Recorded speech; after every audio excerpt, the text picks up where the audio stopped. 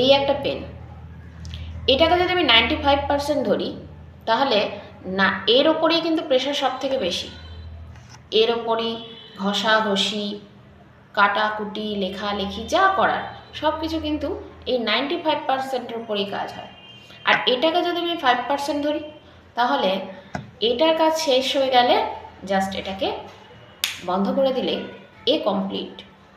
যদি এটাকে আপনি বুক পকেটে রাখেন, তাহলে দেখবেন 90% আপনার বুক পকেটের ভেতরেই আছে, মানে পকেটের বাইরে থাকছে 5%, ভেতরে 95%টা কিন্তু কেউ দেখতে পাচ্ছে না।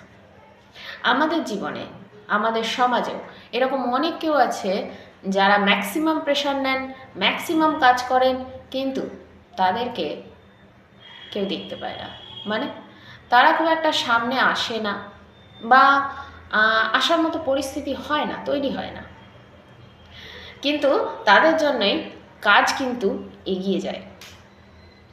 তো আপনার কি মনে হয়, আপনার কোনটা প্লে করলে ভালো হবে, কোন রোলটা, 95% না 5%?